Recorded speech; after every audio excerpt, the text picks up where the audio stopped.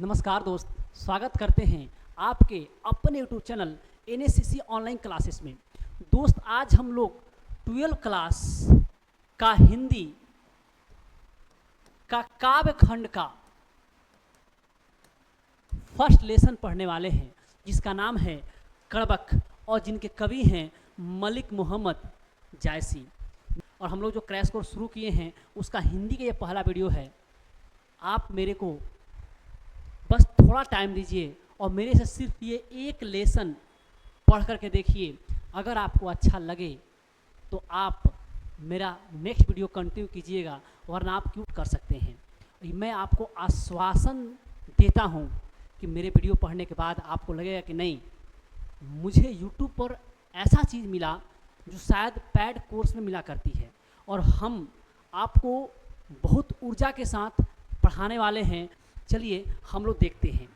ध्यान रहे, हम लोग पहले क्या करेंगे कि लेखक परिचय, जिसे जो कृति लिखे हैं, कड़बक लिखे हैं मलिक मोहम्मद जायसी, तो मलिक मोहम्मद जायसी का जो परिचय है पहले उसको देखेंगे। उसके बाद जो ये कड़बक लिखे हैं, कड़बक, अब ये कड़बक क्या है, एक बात और ध्यान रखना, ये कड़बक क्या है। तो दोस्त, 5-6 लाइन की कविताओं को कड़बक कहते हैं।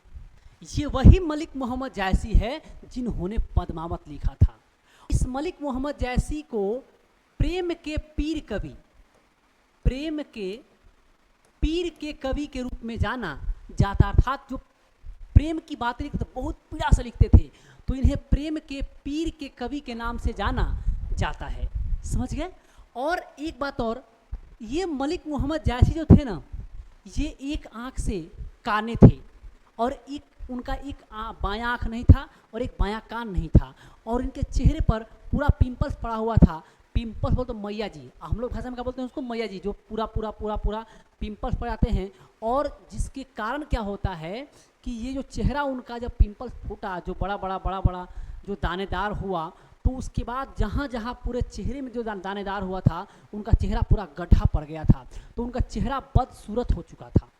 ठीक है, तो ये चेहरे से कुरूप थे, इनका कोई रूप बेकार रूप था, एक आँख भी नहीं था और एक कान से भी वो नहीं सुन सकते थे। अब सोचिए कि वो देखने में, आप खुद कल्पना कीजिए, वो देखने में व्यक्ति कैसा होगा।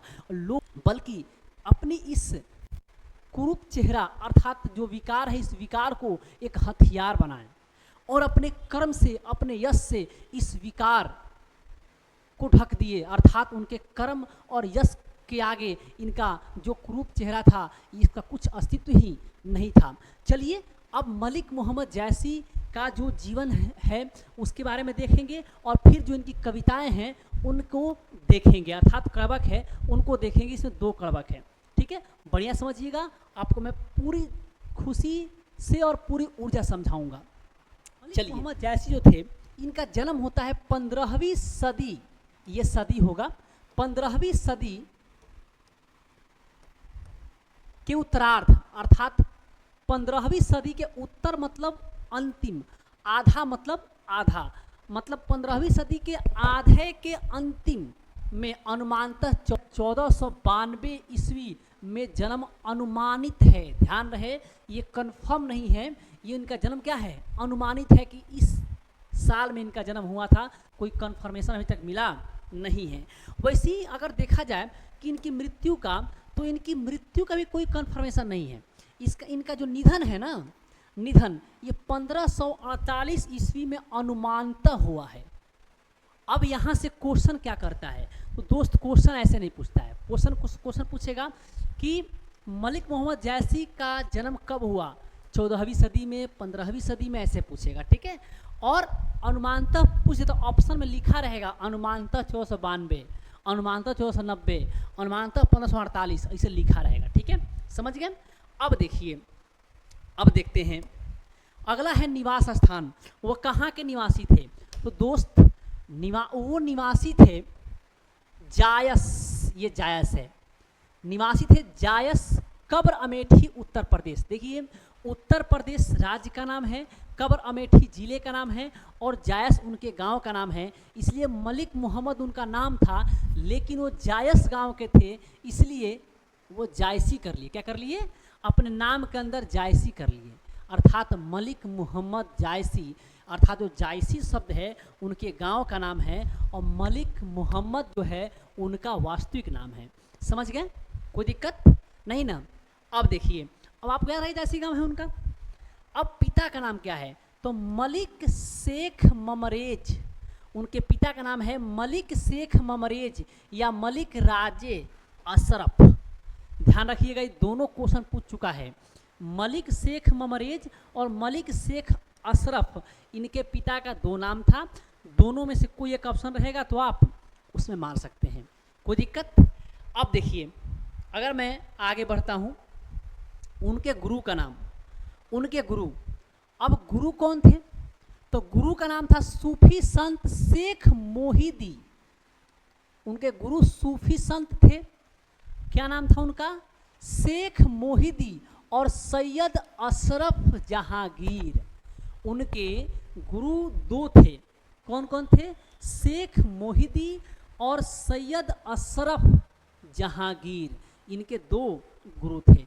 ध्यान रखिएगा, अशरफ इनके पिता के नाम में भी आ रहा है और गुरु के नाम में भी आ रहा है, लेकिन एक बात, अशरफ के साथ अगर जहांगीर लगा है तो इनके गुरु का नाम है, और अशरफ है राजे अशरफ, मलिक राजे अशरफ, तो इनके पिता का नाम है। ये ध्यान रहेगा नाम, मलिक शेख ममरेज और मलिक राजे अशरफ, मलिक उनके नाम में रहेगा पिता के नाम में, और शेख मोहिदी और सैयद अशरफ जहांगीर उनके गुरु का नाम है। ठीक, कोई दिक्कत? अब आगे देखते हैं, चलिए अगला आगे है उनके वृत्ति में आरंभ में जायस में रहते हुए किसानी किए। वो शुरुआत में जायस में रहते हुए किसानी किए, बाद में शेष जीवन फकीरी में बचपन में ही अनाथ हुए। ध्यान रखिए मेरी बात को।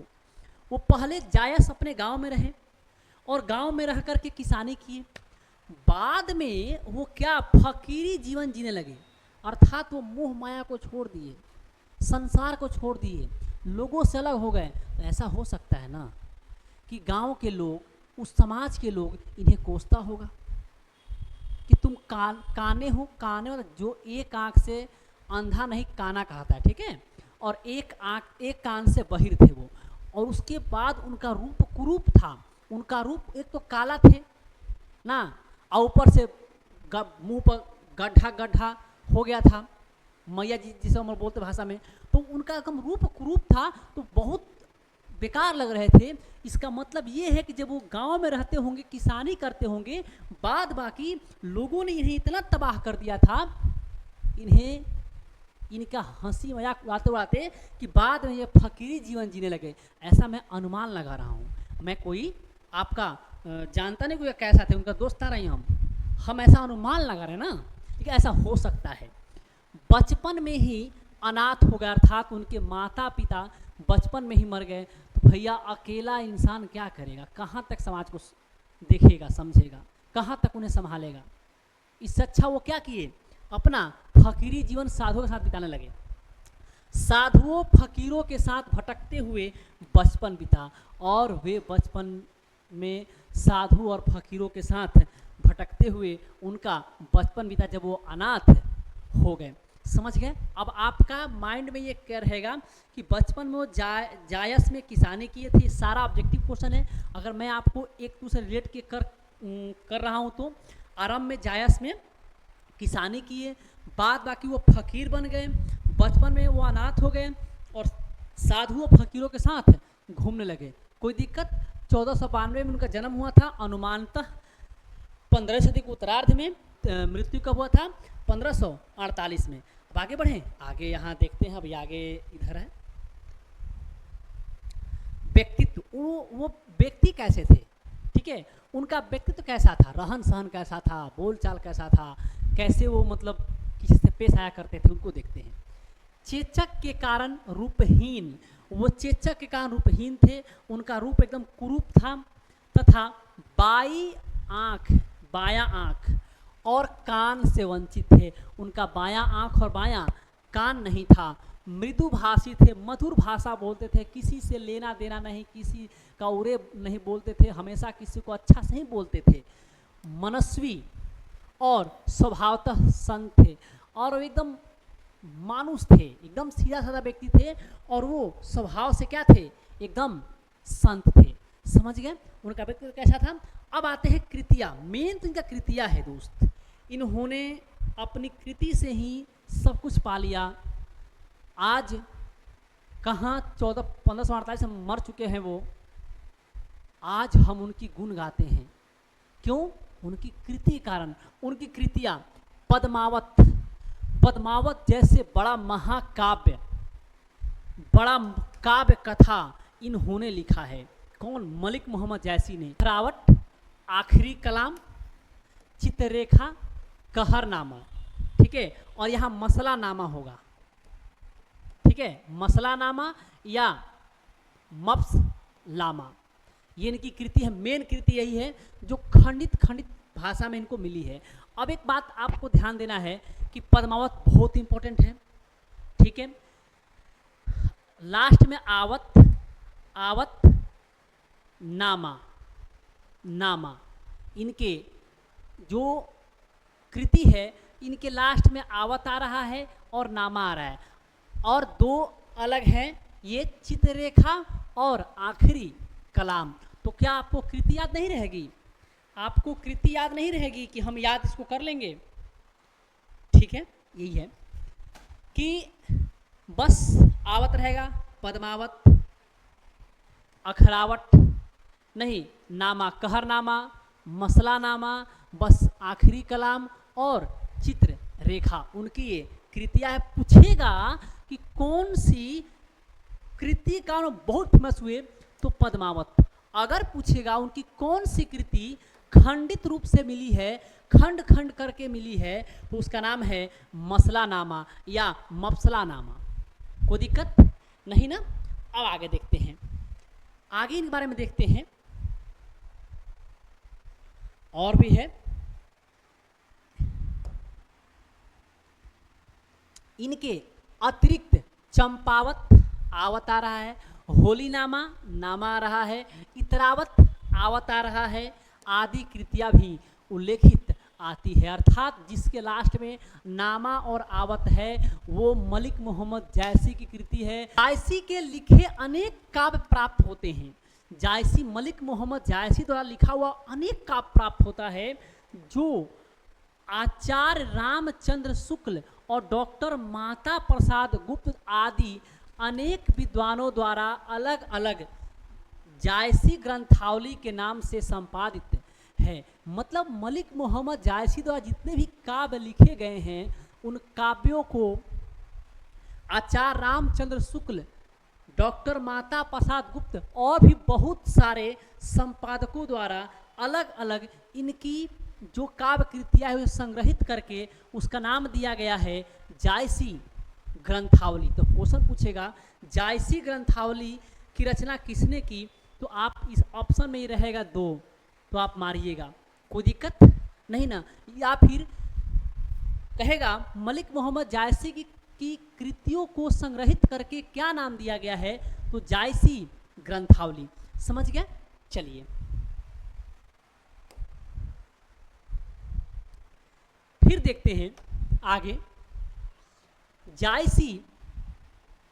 जायसी की उज्जवल अमर कृति का आधार है उनका महान कथा काव्य पद्मावत, जिसमें चित्तौड़ नरेश, रतन सेन और सिंहल द्वीप की राजकुमारी पद्मावती की प्रेम कथा है। कहते हैं इसमें कि जायसी का उज्जवल अमर की कृति, जो उनकी कृति अमर हो चुकी है, वो कृति है पद्मावत।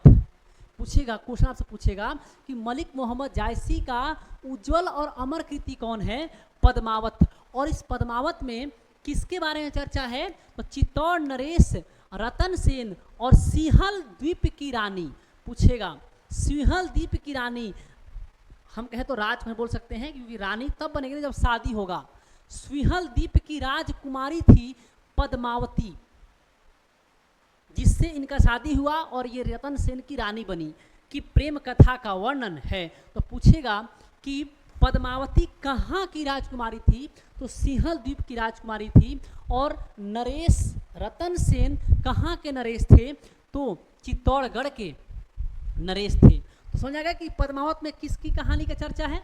ठीक है, अब देखते हैं आगे।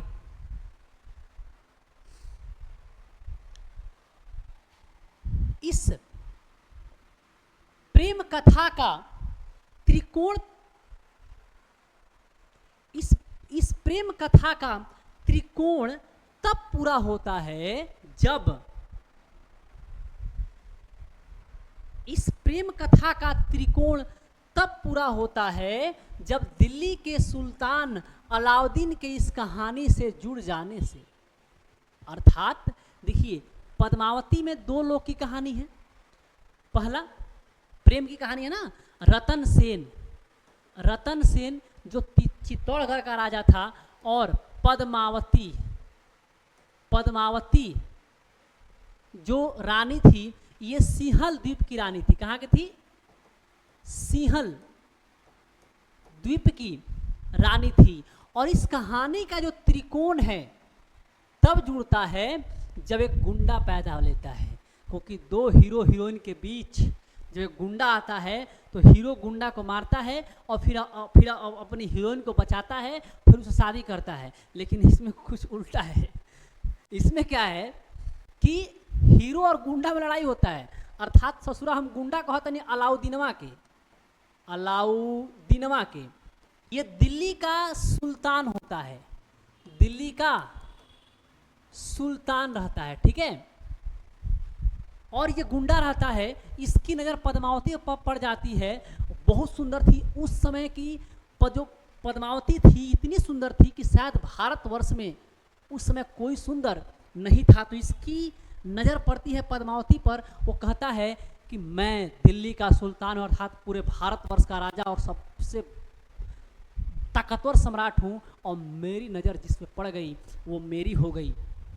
और ये चलता है चित्तौड़गढ़, चित्तौड़गढ़ जा कर के और वहाँ के किला पर आक्रमण बोल देता है। कहाँ, चित्तौड़गढ़ किला पर, रतन सेन पर। उसमें युद्ध होता है, लेकिन ये मजबूत रहता है, ये भी मजबूत रहता है, लेकिन इसे ये जो है धोखे से मार देता है रतन सेन को। अर्थात इसमें हीरो मर गया। तो क्या की हीरोइन, क्या की अर्थात पद्मावती क्या की कि ये समाधि ले ली अग्नि में, लेकिन इसके हवाले वो नहीं हुई। तो वही कह रहा है कि त्रिकोण तब पूरा होता है जब दिल्ली के सुल्तान अलाउद्दीन खिलजी इस कहानी से जुड़ जाता है और फिर ये त्रिकोण बन जाता है। अंशतः ऐतिहासिक आधार वाली इस कहानी का विकास जनश्रुतियों, माने इस जो कहानी है इसको लिखा गया, इसका विकास किया गया जनश्रुतियों, लोगों के जो बोले गया उसको सुन करके, एवं आगे स्वयं की कवि की सृजनात्मक कल्पना द्वारा हुआ है। अर्थात इस कहानी का जो विकास है, कहानी लिखा गया है, जो लोग बताए हैं कि ऐसा ऐसा कार्य हुआ था, कि ऐसे ऐसे इस कहानी में ये हुआ था, तो वही सुन करके और फिर अपने विवेक से उसका सृजन करके मलिक मोहम्मद जायसी इस काव्य कथा को लिखते हैं। किस काव्य कथा को, पद्मावत काव्य कथा को। समझ गए। अब आगे निकलते हैं हम लोग।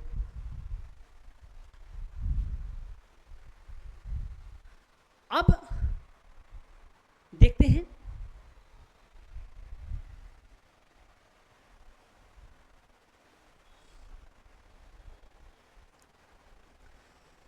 यहाँ प्रस्तुत दो कड़बक अलग अलग संकलित है। मतलब जो मलिक मोहम्मद जायसी का पहला लेसन कड़बक है, उसमें दो कड़बक है। कड़बक बोले तो 5-6 लाइनों की कविता, मैं पहले ही बोला हूँ, अर्थात एक कविता और फिर दूसरा कविता दिया गया होगा जो 5-6 लाइन का होगा। तो कह रहा है यहाँ प्रस्तुत दो कड़बक अलग अलग संकलित है, अर्थात जो किताब में दो कड़बक अलग अलग, एक और दूसरा अलग अलग दो कड़बक दिए हुए हैं। ठीक है। अब ये पद्मावत के प्रथम क्रमशः प्रारंभिक और अंतिम छंदों में से है। अर्थात जो पहला कड़बक है वो जो पद्मावत पूरी कविता काव्य कथा है उसके शुरू में जो कविता है उससे प्रथम कड़बक लिया गया है और अंतिम अंश से दूसरा कड़बक लिया गया है। समझ गए? तो आपसे पूछेगा कि मलिक मोहम्मद जायसी द्वारा लिखा गया जो कड़बक है, प्रथम कड़बक पद्मावत के किस अंश से लिया गया? तो प्रथम अंश से, प्रारंभिक अंश से, और अंतिम दूसरा कड़बक अंतिम अंश से। किंतु कवि और काव्य की विशेषताएं निरूपित करते हुए दोनों के बीच एक अद्वैत की व्यंजना करते हैं। मतलब इस कड़बक में कवि और जो कविता है इस दोनों की विशेषताओं के कारण ये दोनों एक दूसरे में विलीन हो जाते हैं। प्रारंभिक स्तुति खंड से लिए गए प्रथम कड़बक में कवि एक विनम्र स्वाभिमान के साथ अपनी रूपहीनता और एक आंख के अंधेपन को प्रकृति प्राप्त दृष्टांतों द्वारा महिमान्वित करते हुए रूप से अधिक अपने गुणों की ओर हमारा ध्यान खींचता है। कहता है कि जो प्रथम कड़बक है उस कड़बक में कवि जो है विनम्र भाव से, एकदम विनम्रता से अपनी रूपहीनता को प्रकृति द्वारा दिया गया ऐसा बताता है और अपनी जो रूपहीनता है उससे ज़्यादा अपने कर्म, अपने यश को बताता है। वो कहता है कि मेरे रूपहीन से ज़्यादा अच्छे मेरे कर्म हैं, इसलिए मेरे अच्छे कर्म मेरे रूपहीनता का विलीन कर देते हैं। ये बात यहाँ पे बोल रहा है। ठीक है, आगे इन गुणों के ही कारण पद्मावत जैसे मोहक काव्य की रचना हो सकी है। अंत के उपसंहार खंड से लिए गए द्वितीय कड़बक में जो अंत के जो उपसंहार है होते हैं, जो अंतिम में जो लाइनें होती है उपसंहार होता है, उससे द्वितीय कड़बक लिया गया है। उसमें कवि ने अपने काव्य और उसकी कथा सृष्टि के बारे में हमें बताते हैं। वे कहते हैं कि उन्होंने इसे रकत के लेई से लगाकर जोड़ा है। अपने द्वितीय कड़बक में कवि कहते हैं कि मैं जो ये कविता, मान लो कि ये पूरे पद्मावत कथा है और उसके अंतिम छंद से ये दूसरा कड़बक लिया गया है, अंतिम छंद से, और वो कहते हैं कि मैं जो पूरा कविता है पद्मावत काव्य कथा है, मैं अपने रकत के लेई से जोड़कर इस पूरी कथा को लिखा हूँ। समझ गए? मैं इसे रकत के लेई से जोड़कर पूरे कथा को लिखा हूँ। जो गाढ़ी प्रीत के नयन जल में भिगोई हुई है, और मैं अपने गाढ़े प्रेम के नयन जल, जिससे मेरा नयन जल से भरा हुआ है, उसे भिगो करके मैं इस कविता को, पूरे पद्मावत कविता को लिखा हूँ।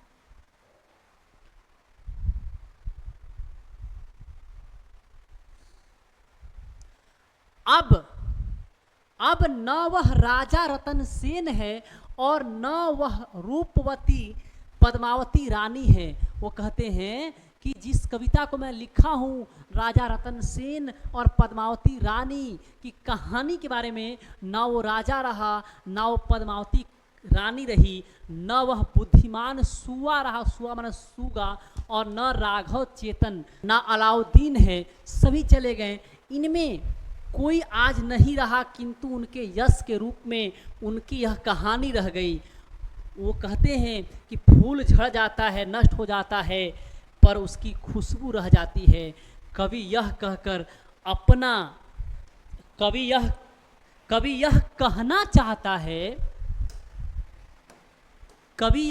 चाहता है कि एक दिन वह भी नहीं रहेगा, पर उसकी कृति सुगंध की तरह पीछे रह जाएगी। अर्थात जो पद्मावत कृति लिखा है वो तो नहीं रहेगा, लेकिन उसकी जो कृति है वो सुगंध की भांति रहेगी, और पूरे संसार उसे जब पढ़ेगा तब इसे याद करेगा।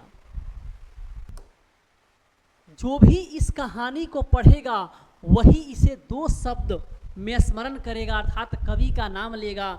कवि का अपने कलेजे के खून से रचे इस काव्य के प्रति यह आत्मविश्वास अत्यंत सार्थक और बहुमूल्य है। तो दोस्त, ये लेखक परिचय रहा। मुख्य रूप से लेखक परिचय जो वही था, जो भी उनका जन्म मरण रहना, उनके व्यक्तित्व वृत्ति रचना वही मेन था।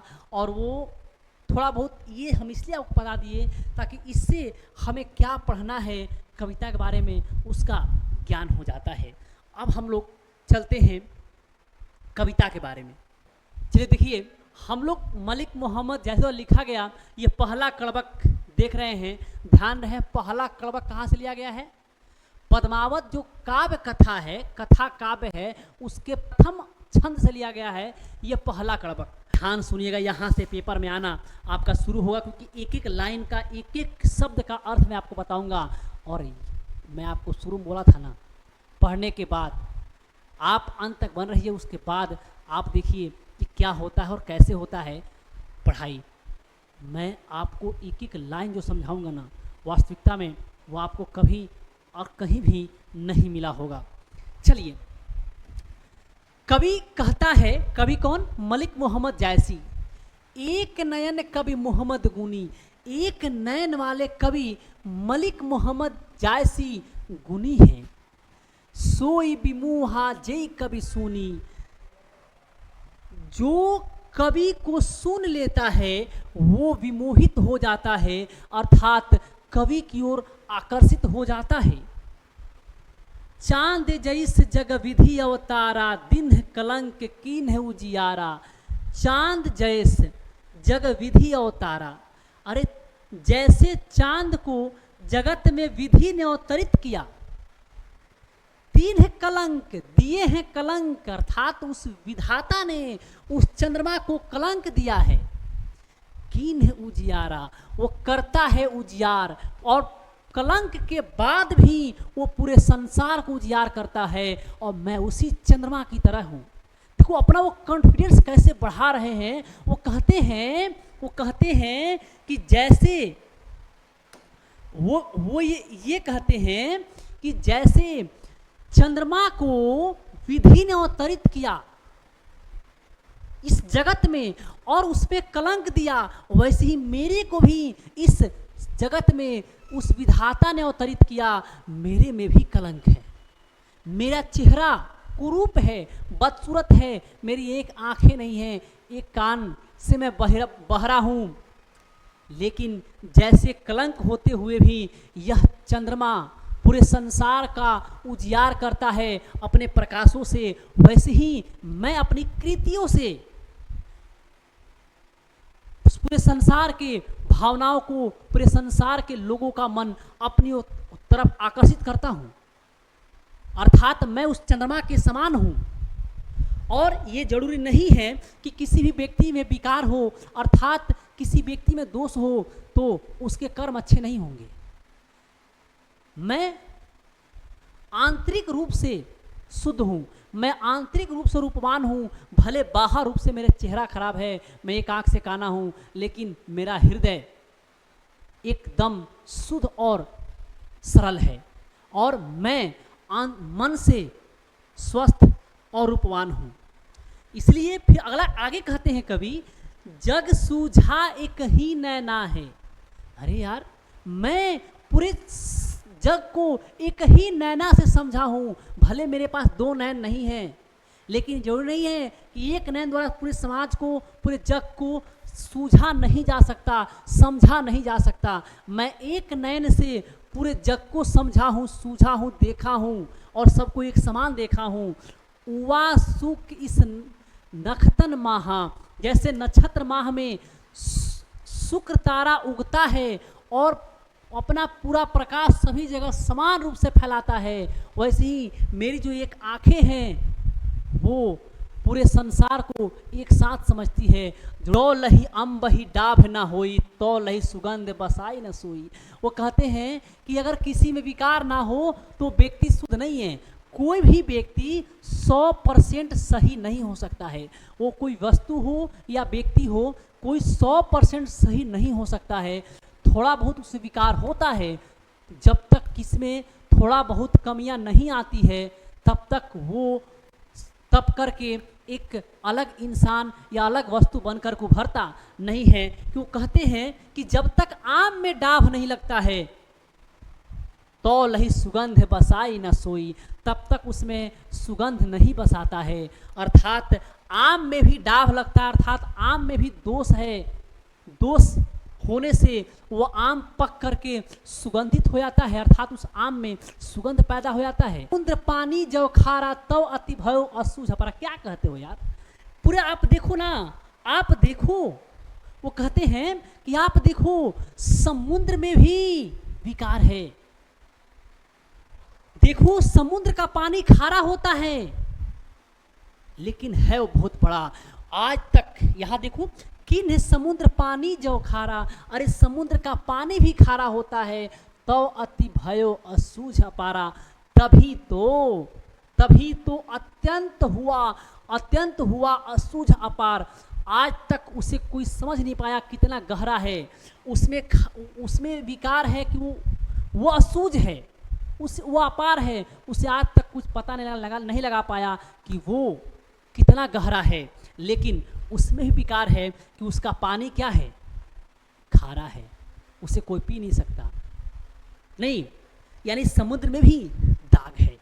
फिर वो कहते हैं जो सुमेरु त्रिशूल विनाशा, वो कहते हैं जब सुमेरी पर्वत को त्रिशूल से विनाश करने के लिए त्रिशूल चलाए थे शंकर भगवान, भा कंचन गिरी लागे आकाशा। भा मतलब हो गया, कंचन गिरी, कंचन मतलब सोना, गिरी मतलब पहाड़, सोने का पहाड़ हो गया कौन? सुमेरु पर्वत। ला गया आकाशा, और उठने लगा ऊपर और आकाश को छूने लगा। अर्थात जब उसमें त्रिशूल से उसका विनाश किया गया, अर्थात उसमें विकार लाया गया, विकार मतलब कुछ दोष, विकार लाया गया, तो वो और उदार हो गया और वो कंचन अर्थात सोना बन गया, वो पहाड़ सोना बन गया और आकाश को छूने लगा और बड़ा होने लगा। इन तमाम उदाहरणों को दे करके वो सिर्फ ये बताना चाहते हैं कि मेरे में जो ये रूपहीनता है वो मेरा कमी नहीं है, क्योंकि गुण के साथ अवगुण रहता ही रहता है। हो सकता है गुण ज़्यादा हो अवगुण कम हो, या अवगुण ज़्यादा हो गुण कम हो, लेकिन गुण और अवगुण दोनों साथ चलते हैं, रूप और कुरूप साथ रहते हैं। कोई अंदर से गोरा रूपवान है तो कोई बाहर से रूपवान है, कोई बाहर से रूपवान है और अंदर से रूपवान नहीं है, कोई अंदर से रूपवान है और कोई बाहर से रूपवान नहीं है। तो ऐसा नहीं है कि अगर कोई व्यक्ति बाहर से रूपवान है तो अंदर से रूपवान नहीं हो सकता, ऐसा कोई जरूरी नहीं है। इन्हीं एग्जाम्पलों को दे करके वो समझाना चाहते हैं कि मैं भी अपने कृति से पूरे संसार के लोगों पर राज करना चाहता हूँ। वो कहते हैं जो लही घड़ी कलंक न पड़ा, वो कहते हैं जब तक घड़ी में कलंक नहीं आता है, कांच होई नहीं कंचन करा। अब देखिए घड़ी क्या है, मतलब वैसा पात्र जहाँ पे कच्चा सामान को डाल करके उसे नीचे से तप्त करके मतलब आग लगाकर उसे पकाया जाता है, ठीक है, पकाया जाता है। यानी इसका मतलब जो घड़ी मतलब पात्र, ये घड़ा को जब तक नीचे से हम लोग पकाएंगे नहीं, अर्थात ये पेनी काला नहीं होगा, तब तक इसमें रखा पदार्थ को वो पका करके खरा अर्थात सही नहीं करेगा। अर्थात इसको ऐसा करने में भी इसमें दोष होना पड़ रहा है। जैसे मान लीजिए कि आप इस पात्र में आप चावल डाले हुए हैं, तो नीचे आप इसको तप्त कीजिएगा और ये पेंदी इसका काला होगा, तभी ये जो कच्चा पदार्थ है ये पक्का पदार्थ निकल करके आएगा। अर्थात खरा, जो इसको 100% खरा करना है, कच्चा माल को खरा करना है, जब इसमें यहाँ पे कलंक लगाइएगा, अर्थात यहाँ पर दोष, यहाँ पर काला होगा ना जी, तो दोष लगाइएगा, तो ये कच्चा माल पक्का बन के निकलेगा, अर्थात खरा बन के निकलेगा। अर्थात इसमें भी दोष होना पड़ता है।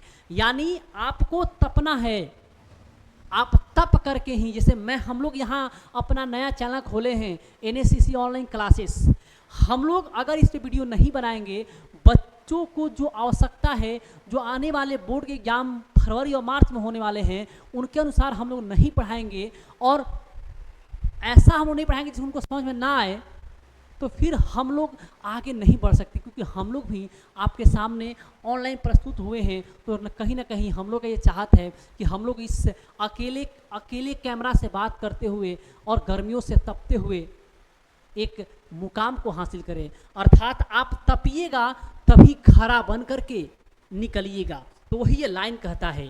फिर से देखते हैं लाइन को। जो लही घड़ी, जब तक घड़ी में घड़ा में कलंक न पड़ा, नीचे से काला कलंक नहीं पड़ा, कांच होई नहीं कंचन करा। करा माने खरा उतरना, कांच वो कच्चा पदार्थ हो सकता है, कच्चा पदार्थ कुछ भी हो सकता है। मैं एक चावल का एग्जाम्पल दे दिया जो पक कर के भात बनेगा। कांच होई नहीं कंचन करा, कंचन माने वो सोना। जब तक वो कच्चा, जब तक उसमें उस घड़ा में कलंक नहीं लगता है, तब तक वो कच्चा पदार्थ सोने जैसा खरा बन करके नहीं उभरता है। ठीक है, कोई दिक्कत? फिर से एक बार देखते हैं अगर आपको दिक्कत हो रही तब।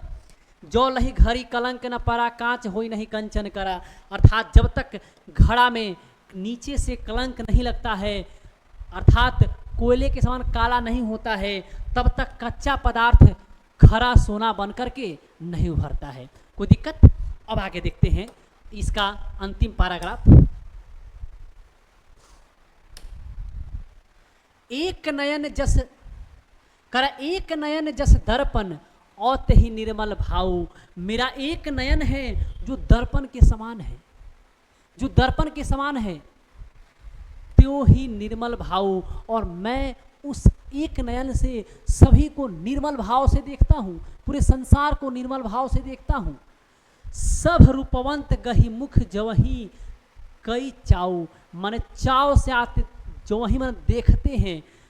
सब रूपवंत, सभी रूप वाले, जो मेरा एक आँख है वो दर्पण के समान है, और सभी रूपवान आते हैं और आ करके चाव से अपने चेहरे को इस दर्पण में देखते हैं। इस लाइन का लेखक अर्थ ये बताना चाहता है कि मैं भले एक आंख से काना हूँ, किसी के पास दो आंखें हैं, मेरा चेहरा कुरूप है, लेकिन जो मैं कृति लिखा हूँ उस कृति को पढ़ करके सभी लोग मेरे कृति में विलीन हो जाते हैं, मेरे तरफ आकर्षित हो जाते हैं। अर्थात एक आंख वाला व्यक्ति जो रूपवान भी नहीं है, उसके तरफ रूपवान व्यक्ति आते हैं और बड़े चाव से उसकी कविता को सुनते हैं और उसकी कविता में विलीन हो जाते हैं। लेखक ये बताना चाहता है इस लाइन के माध्यम से। कोई दिक्कत नहीं दोस्त ना? अगला कड़वक है, आपको मालूम होगा इस कड़वक में, ये जो कड़वक है ये जो पद्मावत काव्य कथा है उसके अंतिम से लिया गया है, और अंतिम से लेकर के कभी यही कहना चाहता है कि इस कविता के बड़ा हम मेहनत से लिखले बनी नू, अपन अंदर के पीड़ा से मैं इस कविता को लिखा हूँ। जब मैं कविता लिख रहा था तो मेरे आँख जल से भरे हुए थे, और मैं अपनी इतना मान लीजिए कि मैं इतना दर्द से इस कविता को लिखा हूँ जैसे कोई खून के लेई से जोड़ जोड़ कर लिखा हो। अर्थात वो एक उपमा देते हैं कि मान लीजिए मैं अपने रक्त के लेई से जोड़ जोड़ कर एक एक लाइन इस कविता में लिखा हूँ। अर्थात इस कविता को आप लोग पढ़िएगा और हमें बस 2 लाइन में याद रखिएगा। बस यही पूरे सारांश दूसरे कड़वक का है। पढ़ें? हाँ हाँ, चलो देखते हैं। मुहम्मद यही कवि जोरी सुनावा। कवि मलिक मोहम्मद जैसी कहते हैं, मोहम्मद मतलब मलिक मोहम्मद जैसी यह कवि जोरी सुनावा। अर्थात मलिक मोहम्मद जैसी यह कविता को जोरी सुनावा, जोर जोर करके सुना रहे हैं, मतलब ऐड कर करके। ऐड मतलब मैंने इंग्लिश बोल रही हम तनी हमने की बात करें हिंदी में, ऐड मैंने जोड़ करके, ठीक है। मैंने मलिक मोहम्मद जैसी इस कविता को जोर जोर करके सुना रहे हैं। जोड़ जोड़ सुना मतलब जोड़ ऐड कर करके सुना रहे हैं। कैसे ऐड कर रहे हो आगे देखल जाइए। सुना जो प्रेम पीर गा पावा, आज जो भी सुना वो प्रेम मन प्रेम, प्रेम के पीर में, प्रेम के पीड़ा में गा पावा, विलीन हो गया। अर्थात मलिक मोहम्मद जैसी इस कविता को जोड़ जोड़ के सुना रहे हैं, और जो भी इनकी कविता को सुना है या सुन रहा है वो प्रेम के पीर में, वो प्रेम के पीड़ा में विलीन हो जाता है या विलीन हो गया है। कोई दिक्कत? जोरी लाई रकत के लेई, और वो जो कविता को जोड़ जोड़ के सुना रहे हैं ना, जोड़ी लाई, इस कविता के लाइन को जोड़ते हैं रकत के लेई।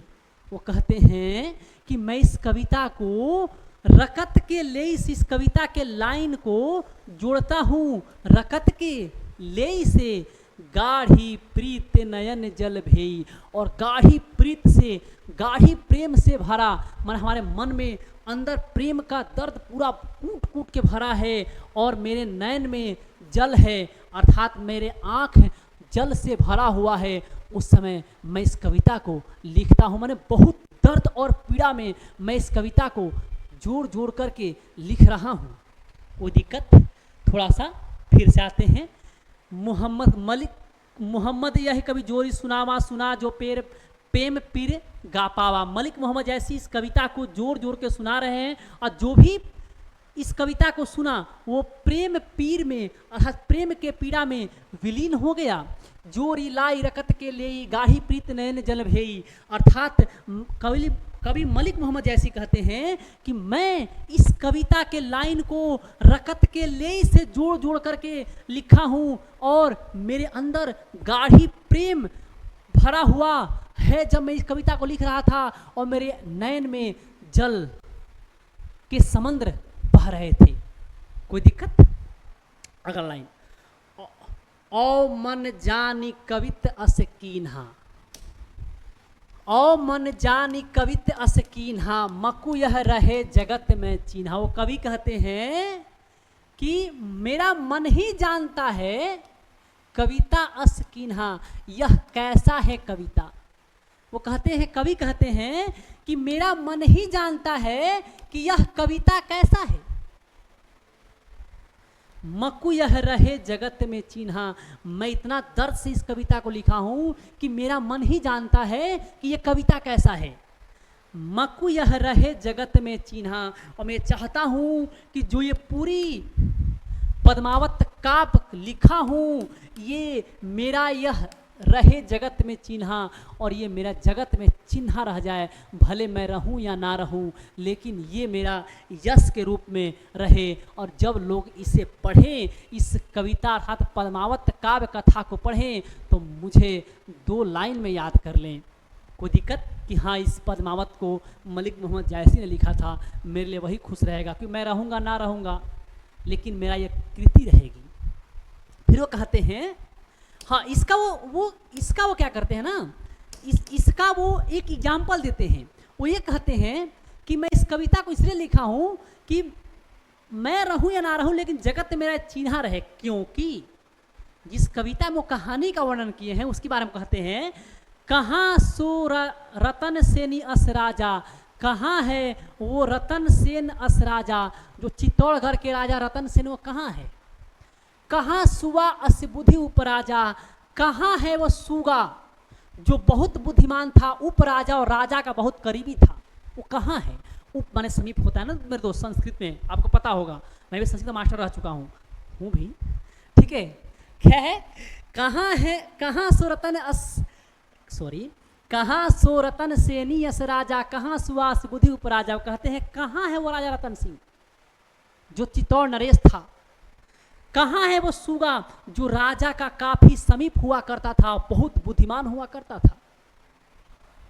फिर वो कहते हैं,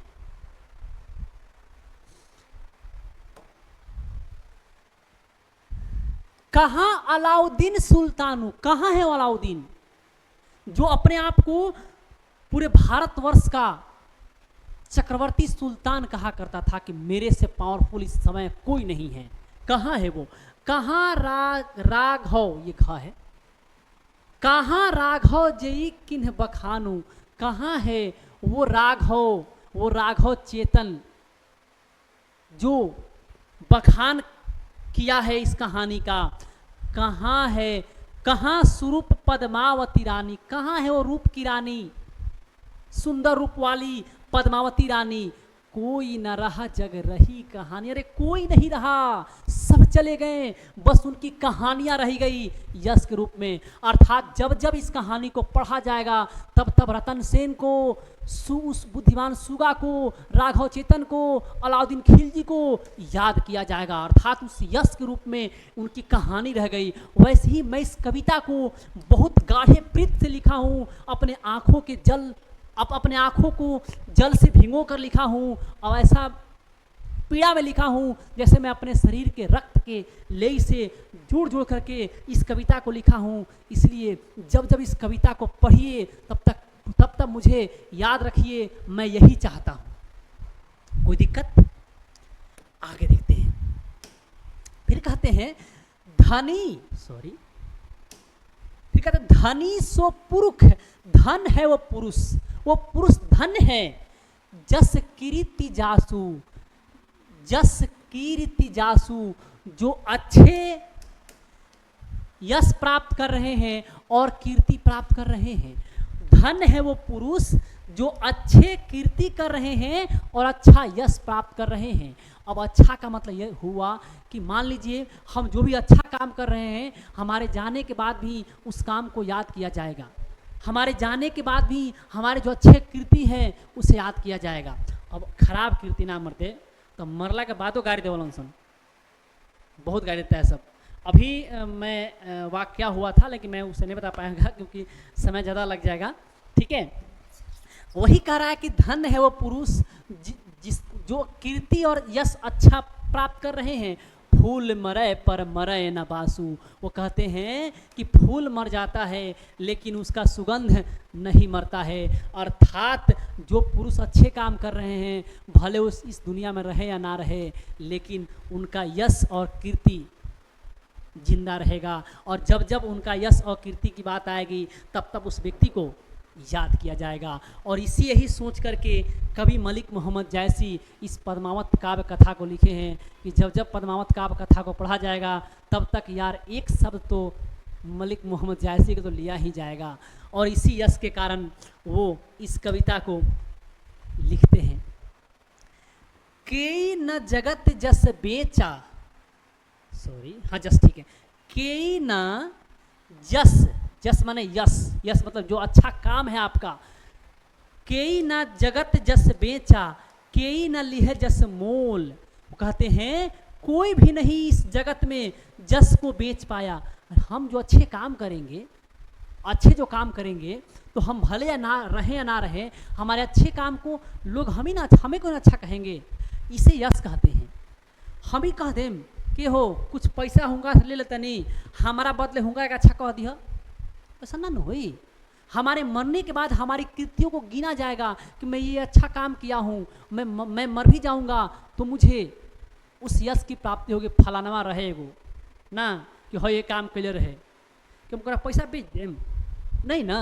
अर्थात कोई भी इस जगत में अपने यश को नहीं बेच सकता, यश को कमाया जाता है, यश को खरीदा नहीं जा सकता। यश को हम लोग कमा पाते हैं। ना लिहे जस मोल, और ना कोई ना लिहा जस मोल, और कोई भी इस यश को मोल नहीं ले सकता, अर्थात तो इसको खरीद नहीं सकता। अर्थात यश को ना तो बेचा जा सकता है और यश को ना तो खरीदा जा सकता है, यश को सिर्फ कमाया जाता है। हमारे अच्छे कर्मों द्वारा हम अच्छे यश को प्राप्त करते हैं और हमारे बुरे कर्मों द्वारा हम अपयश को प्राप्त करते हैं, अर्थात खराब यश को प्राप्त करते हैं। खराब यश में मरला के बाद गाड़ी देना सुन कि ज़्यादा मर उड़िया को ठीक भइल तो बड़ी तरले रहे नहीं। जो यह पढ़े कहानी, वो कहते हैं कि जो ये मेरी काव्य कहानी है, जो काव्य कथा है, इसे जो पढ़ रहा है, हम सवरे दुई बोल, अरे हमारे बारे में दुई बोल सवार दे, हमारे बारे में दो लाइन बोल दे। समझ गए? आपको ये सारे कड़बक लाइन बाय लाइन में आपको एक एक वर्ड को आसानी से समझाया हूँ। अगर आपको यह वीडियो अच्छा लग रहा है तो दोस्त यकीन मानिए पूरा हिंदी को पूरे हिंदी के वो गद्य खंड हो या काव्य खंड हो, आपको लाइन बाय लाइन अच्छे से समझाया जाएगा और एक एक लाइन आपको समझ में आया होगा और आएगा भी। अगर वीडियो आपको अच्छी लगी तो वीडियो को लाइक करिए और चैनल को सब्सक्राइब करिए और कमेंट बॉक्स में मेरे लिए कुछ प्यारा सा अच्छा सा लिख दीजिए। बस यही मेरी गुरु दक्षिणा है। और साथ ही साथ आप ध्यान रखिएगा, आपको गद्य खंड में जो भी चैप्टर दिक्कत करता हो, जैसे आपको दिक्कत करता हो जयप्रकाश नारायण का संपूर्ण क्रांति, समझा दूंगा कि आपको क्लास में याद हो जाएगा, ये मेरा वादा रहा। चलिए मिलते हैं नेक्स्ट वीडियो में, तब तक के लिए जय हिंद।